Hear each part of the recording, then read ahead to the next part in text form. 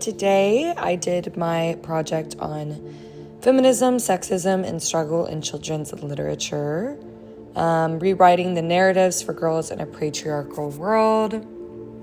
This presentation explores how feminism, sexism, and struggle are represented in children's literature. I chose 3 key texts: The Paper Bag, Princess, Matilda, and Anne of Green Gables. Each book features a young female protagonist who challenges traditional gender roles, and each illustrates how struggle is a space where girls gain voice, power, and agency. So why gender in children's books matter? Children start learning gender roles during their early years of development. Stereotypes restrict both confidence, curiosity, and leadership abilities. Feminist criticism shows how power and silence operate through hidden messages. Children's literature plays a critical role in shaping ideas about identity and gender from an early age. And studies show that boys are disproportionately represented as protagonists, while girls are often sidelined or portrayed in passive or domestic roles.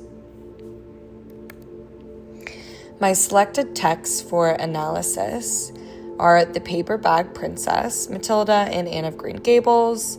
I selected these because they each represent different eras and forms of feminist resonance. The Paper Bag Princess is a modern picture book that reverses the classic fairy tale. Matilda explores intellectual resistance and injustice in a more contemporary setting. And Anne of Green Gables presents a more subtle form of rebellion through imagination and emotion in a historical context. All 3 challenge dominant narratives about what girls should be or how they should behave. The Paper Bag Princess.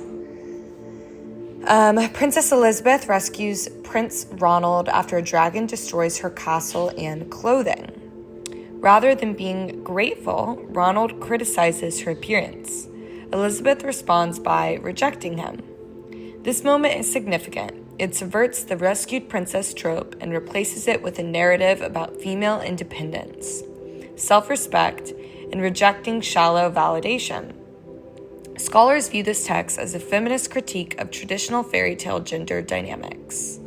I also put in a quote here: "You look like a real prince, but you are a bum." She rejects him, saying you are a bum. And overall, this kind of destroys the passive damsel trope. Then we're going to talk about Matilda. So Matilda follows a gifted girl who is neglected by her family and terrorized by authoritarian figures. Her resonance is grounded in intellect, moral clarity, and eventually supernatural ability. Matilda's character embodies a quiet but powerful form of rebellion. She doesn't conform to expectations of girlhood, and she confronts injustice without losing her compassion or integrity. The quote I put in here is, "So Matilda's strong young mind continued to grow." I also looked at a critic, Beverly Lynn Clark, who calls her a modern fairy tale rebel, noting how she reclaims agency through knowledge rather than violence or romantic narrative, which I thought was super interesting. So then I also looked at Anne of Green Gables.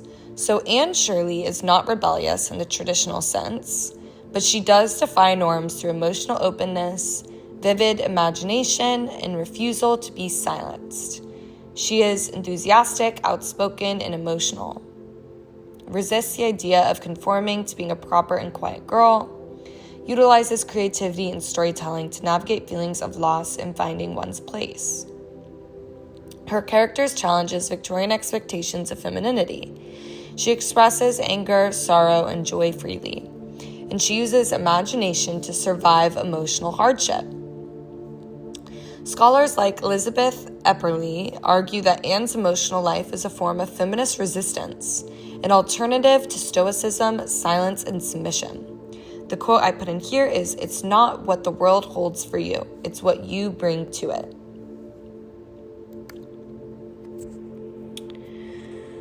Sexism in children's books. There is a gender disparity in the number of characters compared to female protagonists. girls are frequently portrayed as individuals who prioritize nurturing over focus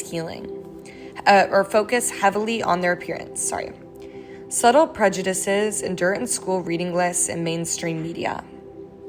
Sexism in children's books is both historical and ongoing. According to a 2018 NPR study, male characters remain more common than female ones, and boys are more often portrayed as adventurous and assertive. Girls, when present, are often cast in domestic or support roles. These patterns are subtle but powerful. The stories children read reinforce messages about leadership, voice, and possibility. Feminist children's literature seeks to correct this imbalance. Subtle prejudices endure in school reading lists and mainstream media. Stereotypes influence how kids perceive gender roles and leadership. Struggle builds feminist strength. Each of the three protagonists undergoes a form of struggle. In stories with feminist leads, characters encounters challenges like mistreatment, abuse, marginalization, and financial hardship. Struggling motivates individuals to find their voice and strength. Resistance, not passivity, is what drives transformation. Empowerment stems from taking back control of your story and recognizing your value. In each case, that struggle becomes the foundation of the character's empowerment. Elizabeth's rejection leads to independence. Matilda's mistreatment leads to resilience.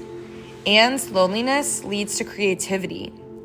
These narratives offer girls models of strength, not in spite of pain, but through it. Feminist literature affirms that struggle can be transformative.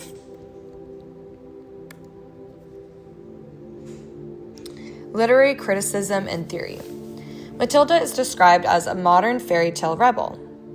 In The Paper Bag Princess, traditional fairy tale gender roles are cleverly challenged. Anne of Green Gables reshapes the concept of girlhood by emphasizing emotional intelligence and creativity. Feminist theory reveals the voices that are silenced and how reclaiming voice equates to regaining power.